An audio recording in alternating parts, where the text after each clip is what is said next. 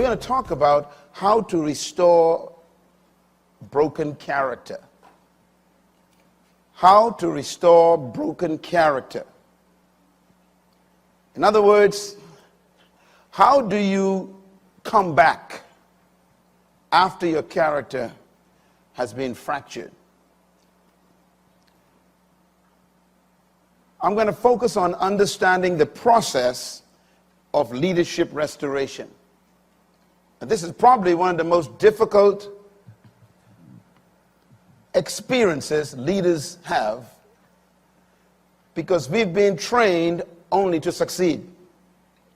We've never been trained on how to fail effectively. And I think that's the problem. You have to learn how to fail also, and what to do with failure. And there has been perhaps only 2% of leaders who came back and survived. I was watching television before I went to bed last night. I was watching the Canadian Broadcasting Corporation channel, and the top story for 30 minutes was the mayor of Toronto, who was filmed high on cocaine. I mean, they got the video. They also brought out more news that they filmed him with prostitutes.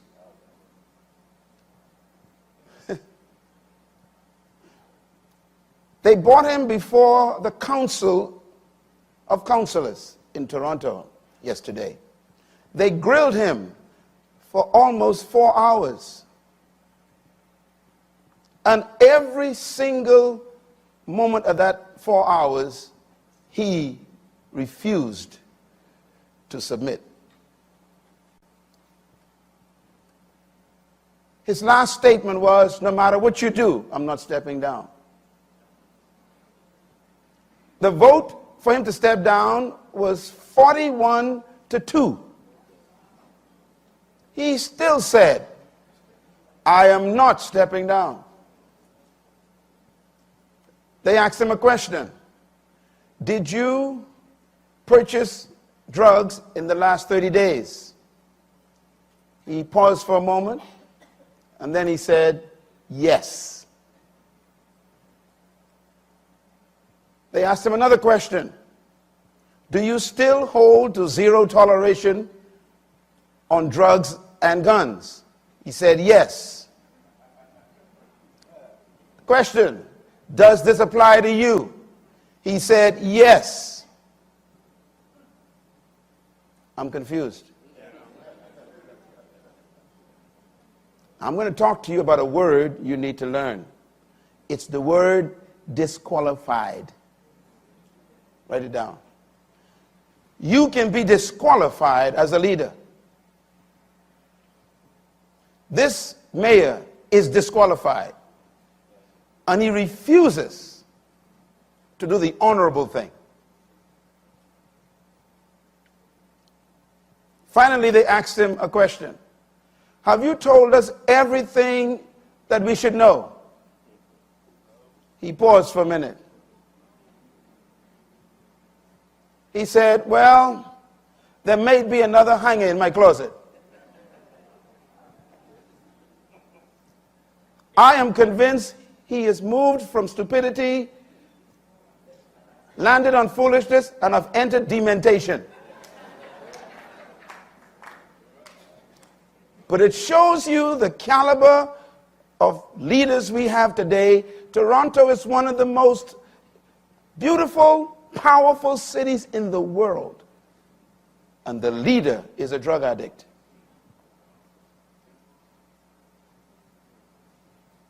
No character. What do you do when you lose it all? I have a chapter in the book. The title of it is How to Fall Up. Because we know how to fall down. I have lost respect for so many ministers in America And I've also lost respect for those who continue to entertain them. I have disassociated myself with organizations in the United States, even though they wanted me to be used for their promotion. I said to them, because you support those who are disqualified, I don't want to be named among them.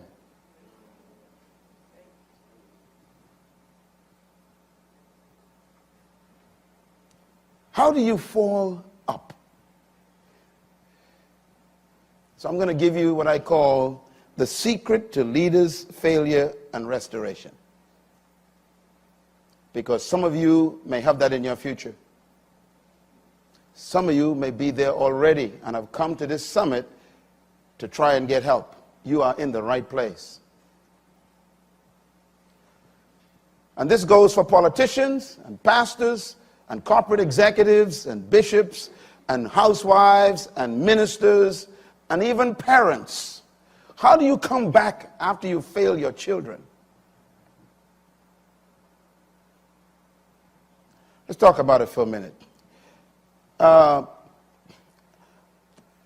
We learned a few things in this summit so far. I'll repeat a couple of them. One, the foundation of leadership is what? Character. Number two, the most important component of leadership is character. I think you are convinced of that now. It's not power or skill or authority. It's not competence. It's not influence. It's character. Number three, the greatest protection of leadership is character.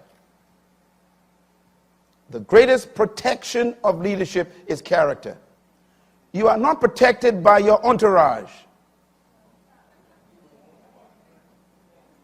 because your entourage may not have character, or they may be the ones who are protecting you from your default character. They are part of your corruption. And number four, talents and gifts are only as safe as your character. Character is the container of your skills, your gifts, and your talents. It's the container. If you break the container, you lose your talent and gifts.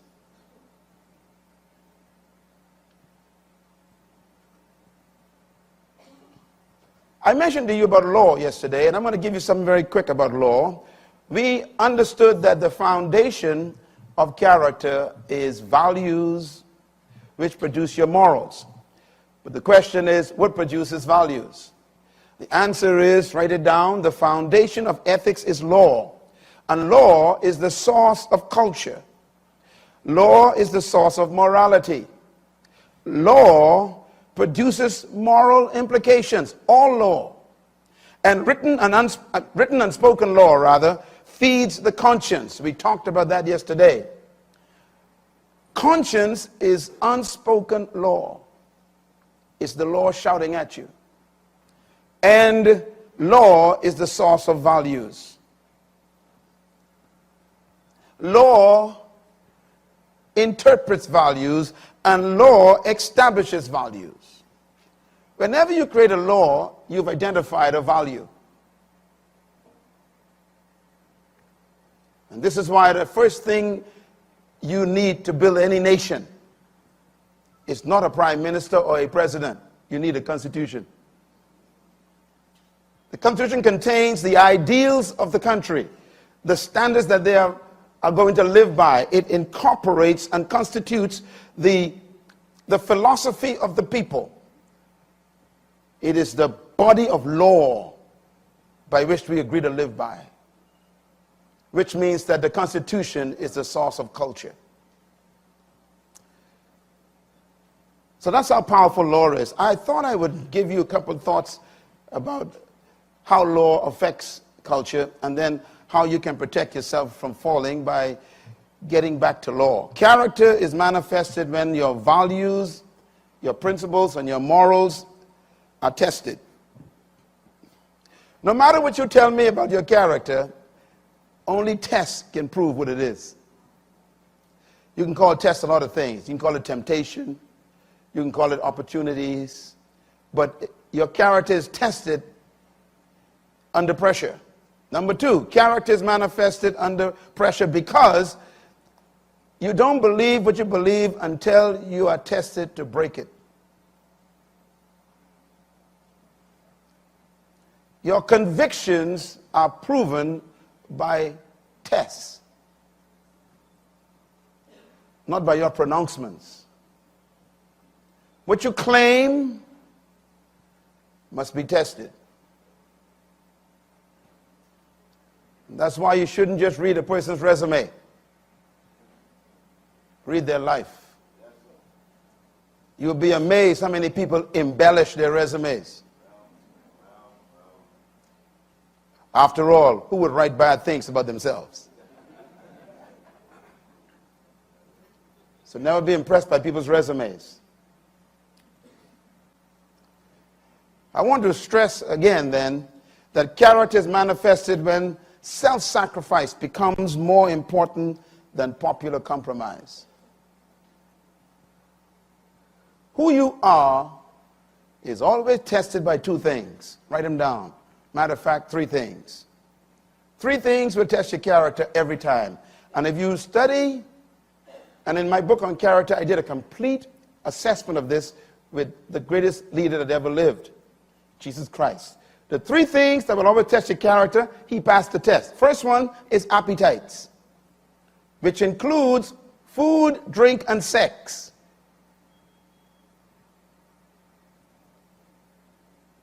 The second test that will manifest your character is the test for fame.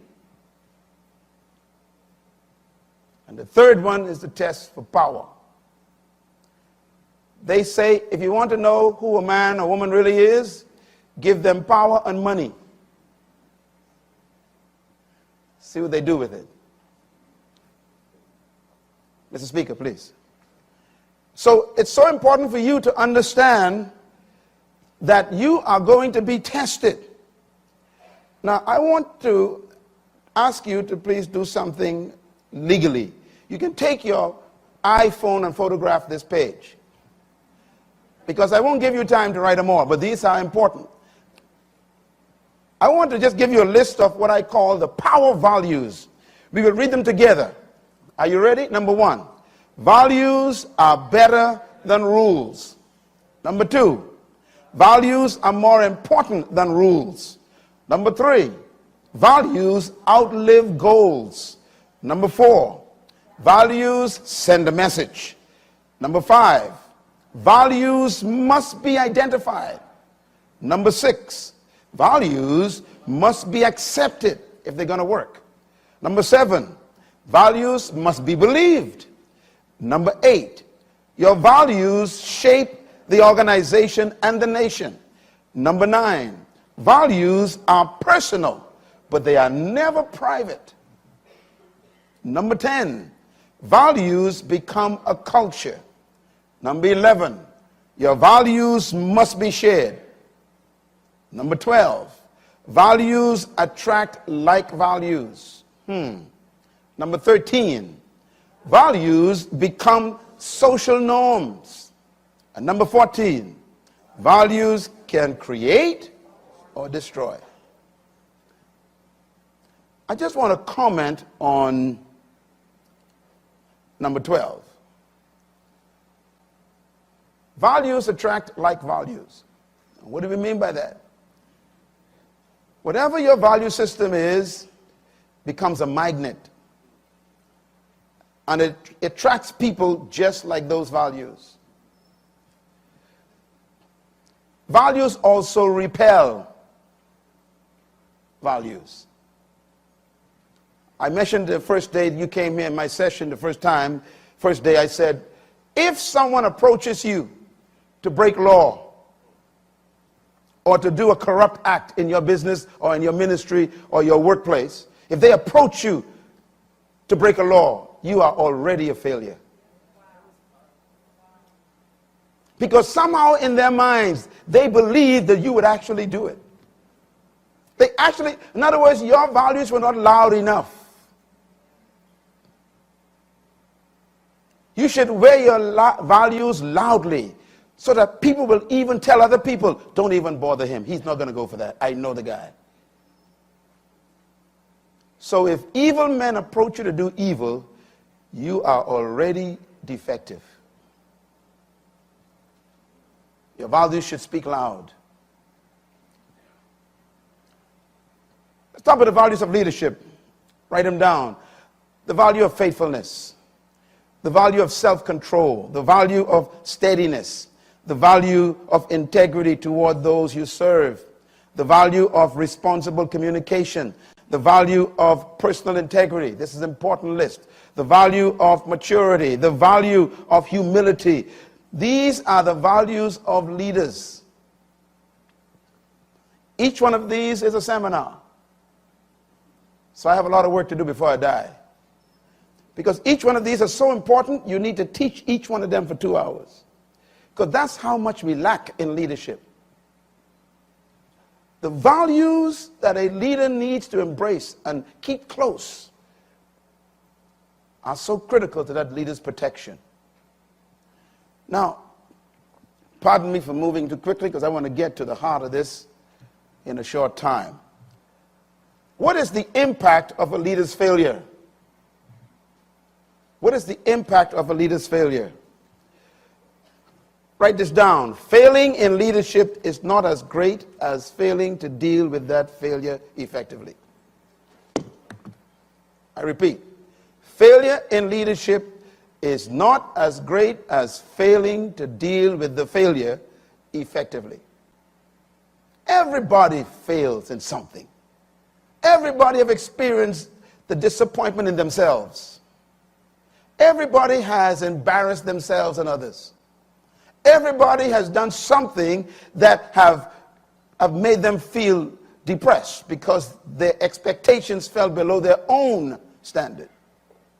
That's not the problem. The problem is not the failure. It's how you deal with that failure.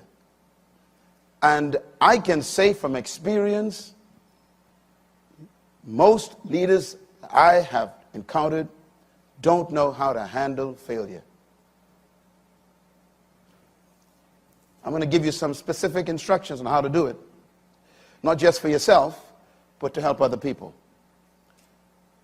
Second point, failure in leadership is really the closing of an account of trust. People close the account. When you fail, the people shut down the account. What account? The account of trust.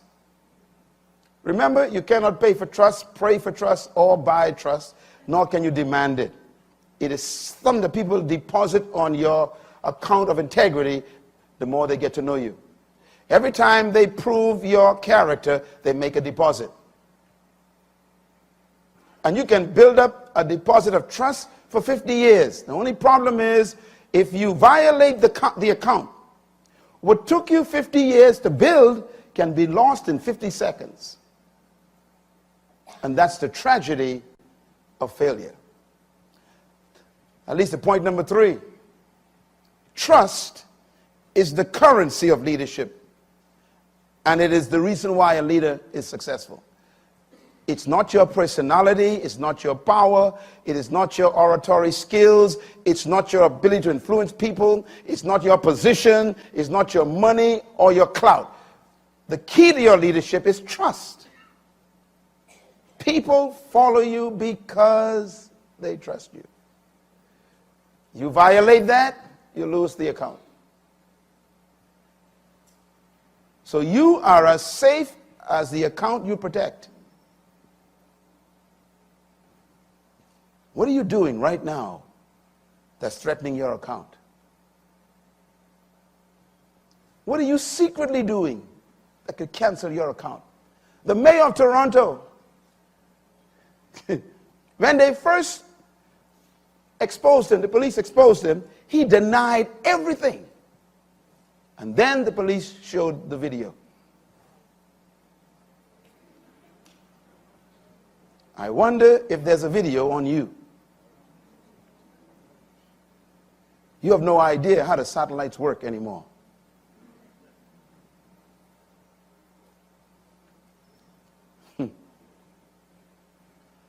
I was talking to the Minister of Security in Israel. Israel has the #1 security component in the world. He said this to me. He said, if you take your battery out of your iPhone, we still hear every word you say. He didn't say turn it off. If you take the battery out. Yes, take a deep breath. So you thought you were safe, huh?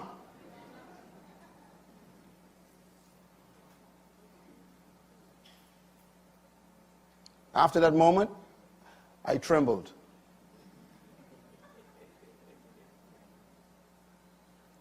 So unplugging doesn't unplug. That's my point. So live in a way that you don't care what they hear. Clap.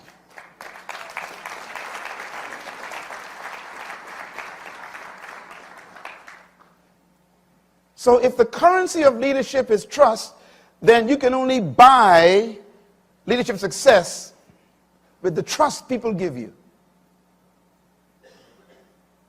Your #1 goal in life as a leader is to protect the account. We need help, don't we? Let's talk a little bit then about the power of leadership trust. Write this down, very important. It is impossible to lead those who do not trust you,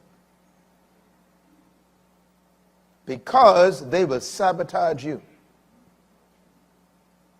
You'll be amazed what they're cooking up when you leave the office.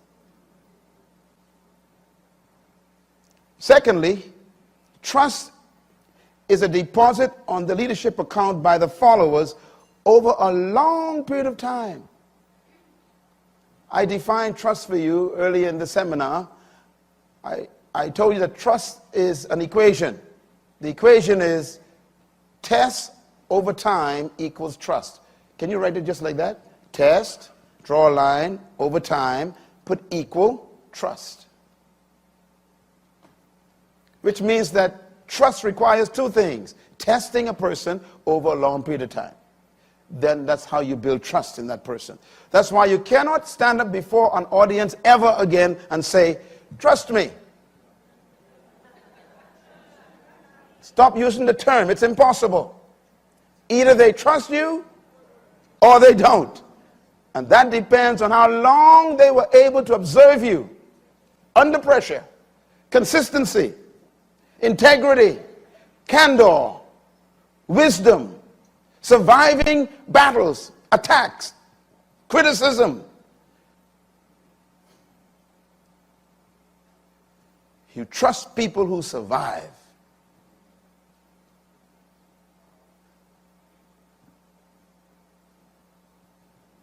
That's why we trust Mr. Nelson Mandela. His name has come up so often throughout the world lately because he is trustworthy. He is worthy of trust because he's kept steady under pressure. His conviction was bigger than their attempts to make him compromise.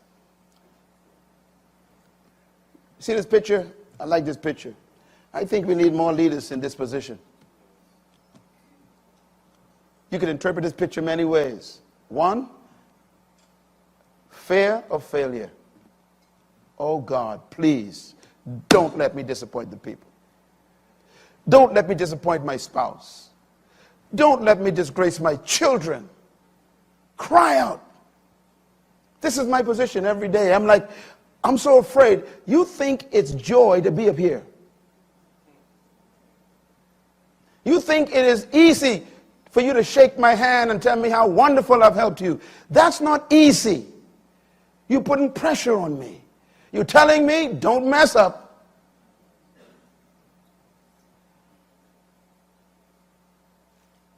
A lot of people pursue leadership. I have no idea what leadership is.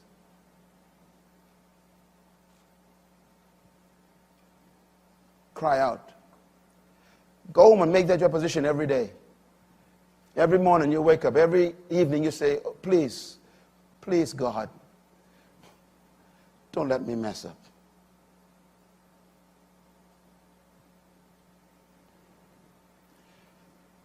I have a little private philosophy I live with. Here it is. Before I make a decision, I always ask myself, will I enjoy remembering this?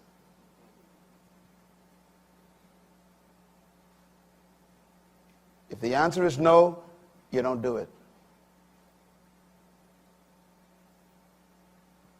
Leadership.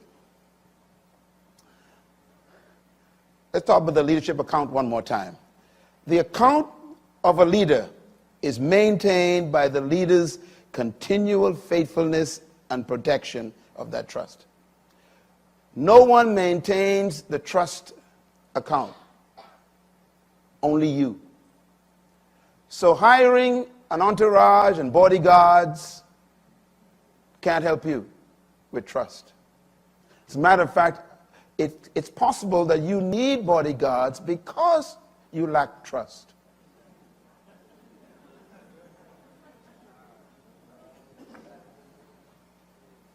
Sometimes you don't see people with entourage because they are important. It's because they are afraid. Not afraid of you, afraid of themselves.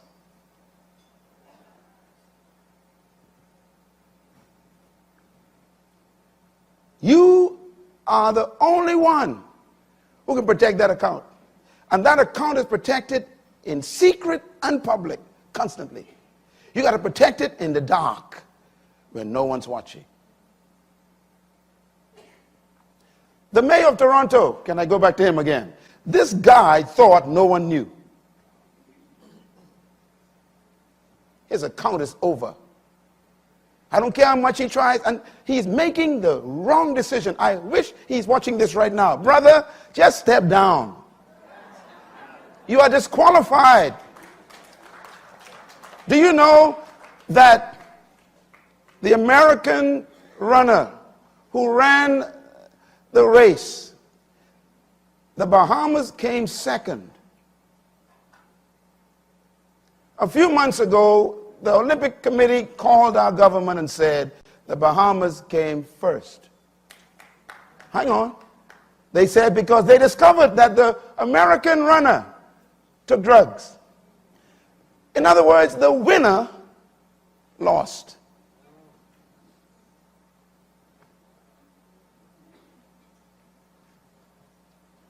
You can be fired and still be on the job. If you don't believe me, ask Saul.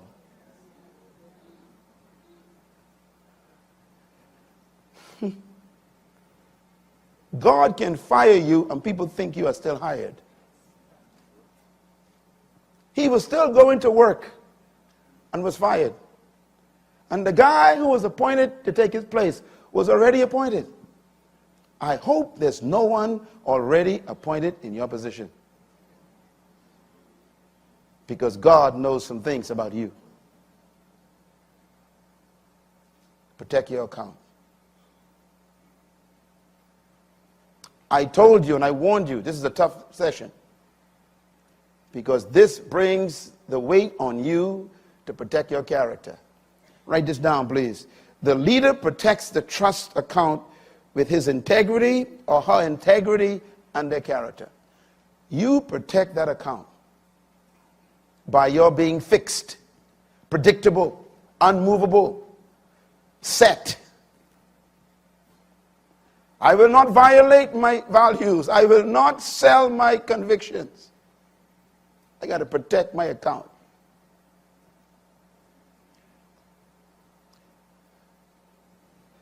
This man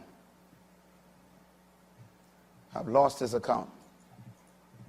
He's still trying to get it back, and it just is so tough. He's trying to help the poor, try to help Haiti, trying to do good works. He never went the route of restoration. Pretending that it didn't happen. Doesn't cancel it.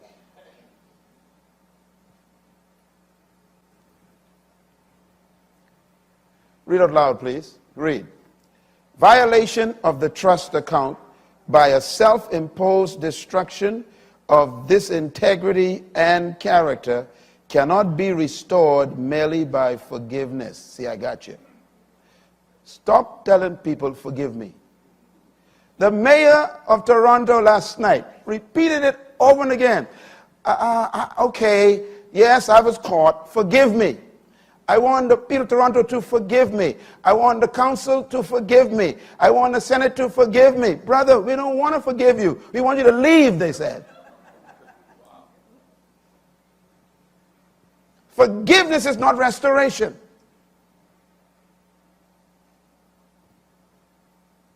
The request for forgiveness is you saying, I need help.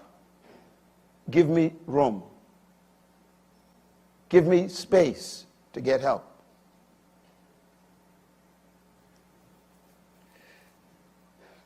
Read this one for me. Go. The followers may forgive the leader immediately, but the trust account will be depleted. Don't confuse forgiveness with the restoration of trust. You know, when you commit adultery in your marriage, you feel all bad about it, remorse, all this good stuff, and you get on your knees, oh, please forgive me, baby, it just was a mistake, and I didn't mean I love you. After all, you're a Christian, you got to forgive, God say forgive, and go through all this stuff. And you finally get your spouse to say, okay, I forgive you. That has nothing to do with the account. Forgiveness is not the restoration of trust. Write it down. Forgiveness is simply me saying, I'm going to give you room to rebuild the account.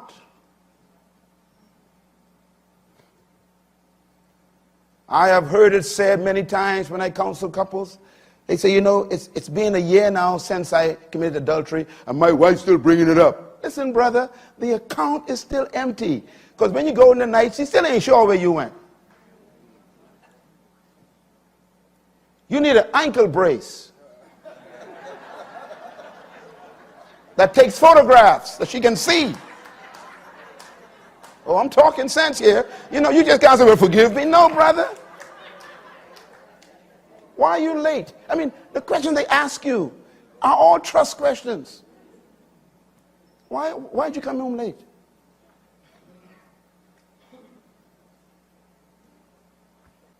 Stop blaming people for not trusting you.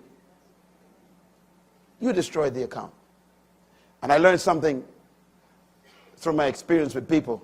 It takes longer to rebuild it than to destroy it. And it takes longer to rebuild it than to build it.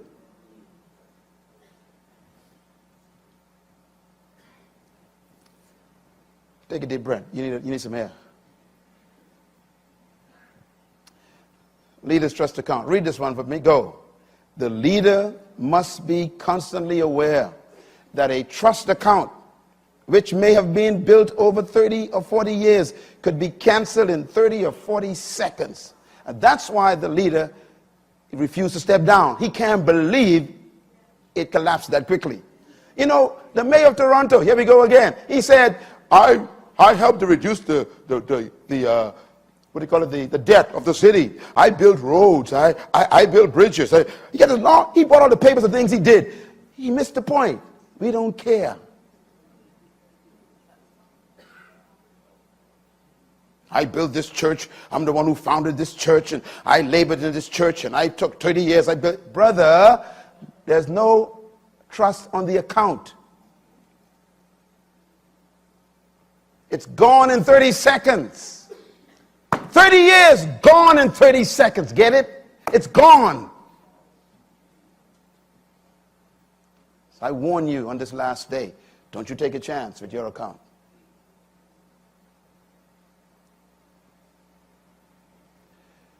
We need to stop failing and start succeeding. We need leaders emerging in this century, and hopefully Atwila can help in some small way to produce a crop of leaders who the world will be shocked over. Who are these people? Where did they come from? They are faithful to their spouses. They don't steal. They don't lie. They don't corrupt themselves. They would rather go to prison. They would rather lose friends. They would rather even lose the church for the sake of their convictions. Oh, give us these leaders, oh God.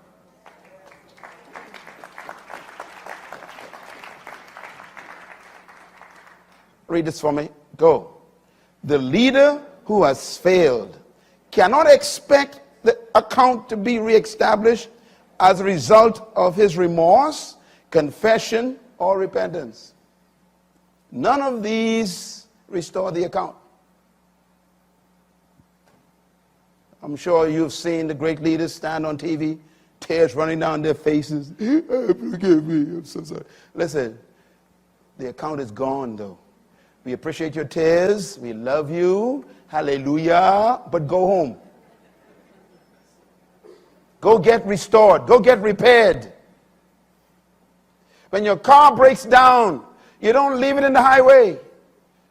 Why? It can cause accidents. Get off the road. Go to the mechanic.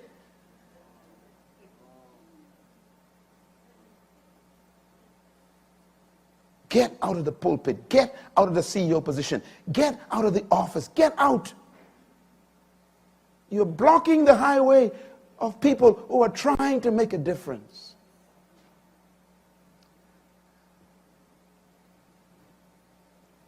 Write this down, please. It may take longer to restore the account than it originally took to build it. So protect the account. The work is too hard to restore. So let's talk about falling up before we close. Falling up. How to fail successfully. That's a paradox. How to fail successfully. There's a way to do it. And that's why I have it in the book. Please get that book and buy 10 copies and give it to all your leaders. I'm telling you, so that they can, first of all, you need to put the fear back in them. The first, can I give you a little secret? You want to hear it? I discovered God's first criteria for leadership. The first one. Everywhere God chose a leader, he gave a criteria, a list of them. But the first one was always fear. Did you know that? The first criteria of leadership is fear. He said, choose one who fears God. I don't care about his personality, academic achievement, his skills, his power to speak, communication. He said, forget it. If he doesn't fear, his character will destroy. Not just him, but the organization. You must be afraid. Don't ever trust yourself. That's why you need accountability networks around you.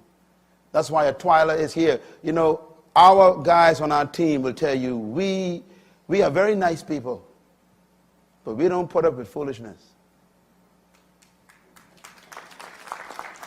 We will call you out. You know, there are trustees in this room who will tell you their wife called me and said, my husband needs input right now. And I called him up and said, look, brother, get your act together. You want to be a part of this circle? We are your examples.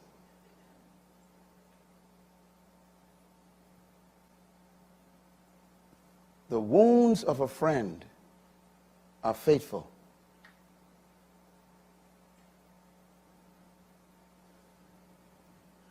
Enemies protect your faults. You call them friends. A friend doesn't protect your fault. They expose it. They tell you, you got to fix this. Why? Because you're affecting all of us.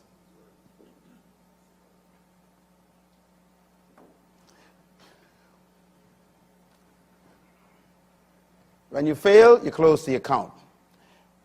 Leaders protect the trust account with their character. Now, I want you to look at this guy.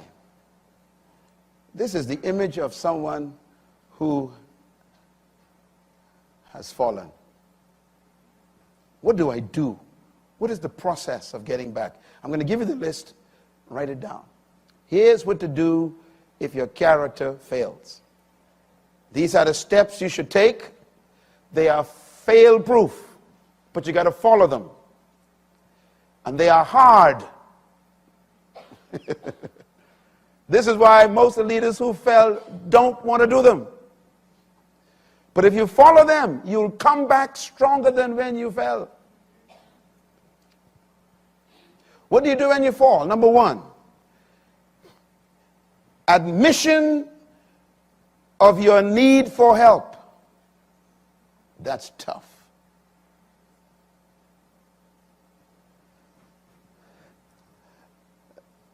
On the news last night, they asked the mayor of Toronto, matter of fact, check it, go on the internet. They said, do you believe you are a drug addict? Absolutely no. Do you believe you have problems with alcohol? Absolutely no. Do you believe you need help? Absolutely no. I said, this guy is over.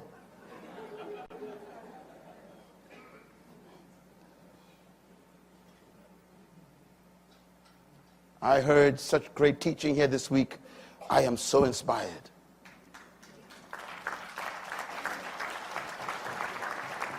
And someone said this week, I wrote it down, it was Sister Josephine. She said,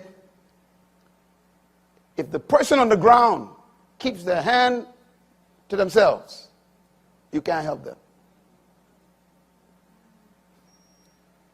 To reach your hand out to somebody who refused to take it, you can't help them. Restoration does not begin with the restorer. Write that down, man. Stop asking people, why didn't you come help me? This is not about me. I didn't fall.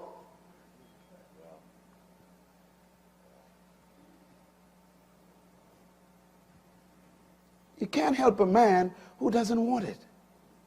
Or, worse still, who doesn't think he needs it. I know your mind is on people right now. I know you think it's something right now. I know you know, and you know what I'm saying is true. They keep on trucking as if nothing happened. That's why you should abandon them. Paul, the apostle, says, leave them. He says, get rid of them. Don't associate with them anymore. He said, leave them. He says, remove them from among your company. Wow, that's tough. Aren't you supposed to love? Yeah, I love you so much to keep you in this organization, to infect it. You are an infection. Number two, confession of your violation of the trust. You must confess that you violated the trust. I learned a lesson that stuck in my head. 1975, I was at Oral Roberts University as missions director. Young guy, and I was responsible for sending the students out. And myself and my colleague, Gary McIntosh, who's a pastor today, we were kind of working together. And the students would put their monies in for the trips every summer, and we were responsible for accounting for those monies. And I made a mistake in the accounting, and the money didn't add up. I was so distraught, I didn't know what to do. And our boss, Leslie worked with me, Leslie there. Our boss was Bob Stamps. He was the chaplain. And I had to report to him, and I said, sir, I don't know what happened. And he just lost it. He said, what do you mean? This is the kids' monies. You are about to put me in problems. And he shouted at me. He said, go and fix it. And I began to explain why I did or what happened. He taught me, he said, shut up and fix it. And then he said these words, don't ever justify why you did something wrong. That's deep. 1975, I can still hear his voice. He says, if you attempt to justify it, you are not sorry you did it. Why? You are explaining why it happened, which means you justified wrong. There's no justification for wrong. I walked out of his office, went back to my dorm. I cried the whole day. I didn't go to class. I was messed up. That was 75. I am standing here over 30 years later, and it's still in my spirit. He taught me a lesson of integrity. When you fail, don't explain why. That's the point. Just confess it and admit it. Take responsibility for it.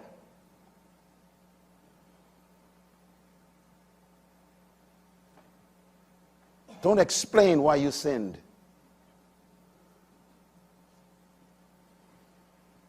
Maybe that's why David came back, David said, God, against you and only you have I sinned. I was born in iniquity, shaped in it. My sins are always before me. I have sinned. Restore the bones that are broken. Purge me with hyssop. And he made it public. He wrote it in a book. Would you write your disgrace in a book? No wonder why he came back and died with dignity and gave the world a great son named Solomon. Number 3,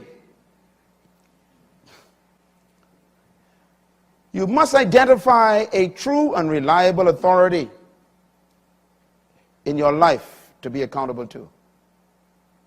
That's tough. We heard that all week. It's tough to find that person. These words are very carefully written. A true and reliable. It's tough to find a true person, genuine and reliable. That means they themselves have a strong character that's been tested. Thirdly, after that, you should completely submit to that authority without condition. Oh boy. Ladies and gentlemen, the authority that I'm talking about is not your friend. I may be friendly to you, but I ain't your friend. If you tell me I'm your authority, I'm not your friend. I'm friendly, but don't get carried away. I will lay into you like a hawk. Don't put no conditions on the submission. I don't, so many names floating in my head that I know personally. They say things like, yes, I'd like to meet with you, but let's do it next month. I'm like, who fell, me or you? I am available on Thursday. You submit it to me, you find your way, come by boat, train, or fly on a crane. You come here Thursday. You got a problem, not me. Well, I got some appointments to keep, they say. They give me conditions.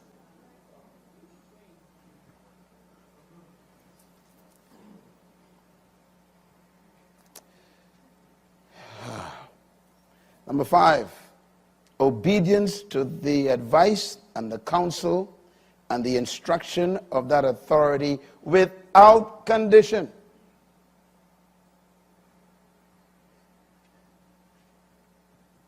This is tough. So that means if they tell you, I want you to step down from your position for a year while we help you be restored, you have to literally go before the organization and say, look, my authority said I must step down for a year. I am going to see you next year. Sometimes they say, you got to sit down for 2 years. Sometimes they say, it's over. Go find yourself another job. The damage is so great that you cannot come back to this specific position. Are you willing to follow instruction to be restored? The next one is even worse. Accept responsibility for all the failure, and you must agree never to attempt to defend yourself or your act of indiscretion. Don't ever stand up after you have fallen and try to explain it to people. I'm giving you something very important here. Because you are disqualified to speak. You lost your authority. So what do you do then if you want the people to understand? It leads to number 8. You must allow the authority to represent you to the greater community. Let them speak on your behalf. Because they still have authority with the people. You know, when Peter messed up, Peter denied Jesus. You remember that? I could imagine the other 11 guys were excited. You know, they finally got Peter. You know, maybe they got a chance to become the favorite. Did you read how Peter was restored? Did you recognize who restored him? When there was a meeting called, the final board meeting, everyone was sure Peter ain't coming to this meeting. And if Peter had shown up, they would have attacked him. They would have attacked him. But it was the skill of the leader. The leader said, tell my students to meet me. And make sure I say, Peter, come. Now, once the authority calls the guy back, it's over. But we like to call ourselves back. We stand there before the people, explain to them, well, you know, yes, I did have some indiscretion. Brother, leave. Everybody's weak, you know. Shut up. You are disqualified from speaking. Everybody got weakness, you know. You are disqualified from speaking. Your safety under failure is your authority. What did I say? Please write this down. When you fall, run for cover. Don't run for explanation. Run for cover. Shut your mouth. You are disqualified. This is why when you go to God, you cannot go in your own name. You are disqualified. So he said, don't ever go to the authority in your name. Your name is no good. Oh, man.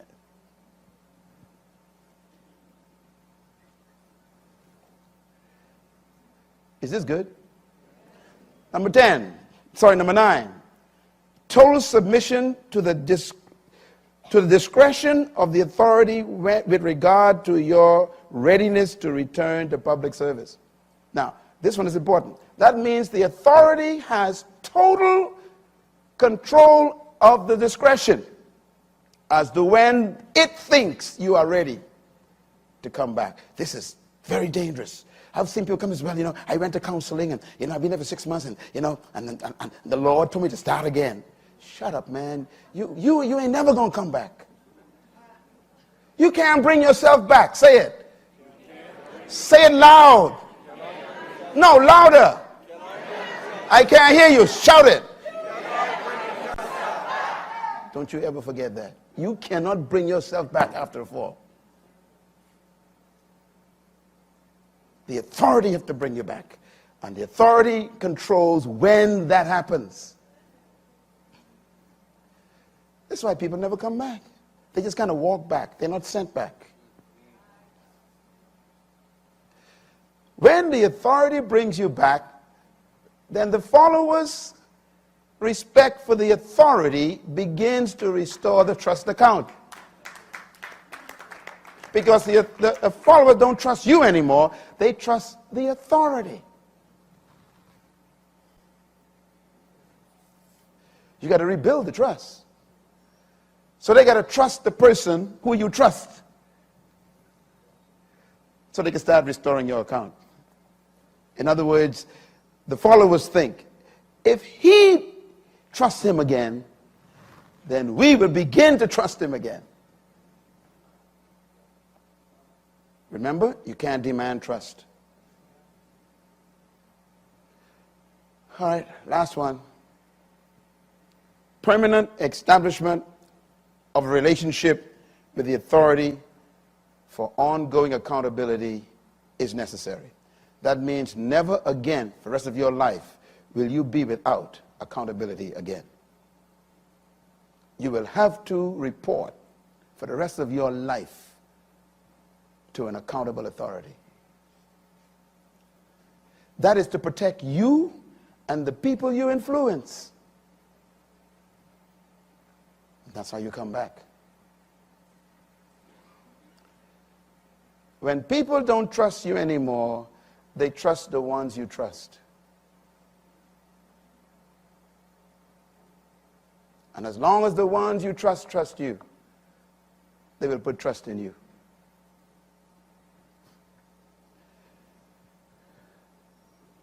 That's why we can be trusted, because God trusts Jesus. He doesn't even want to know your name, because it might remind him of your past life. So he said, keep using my son's name for the rest of your life.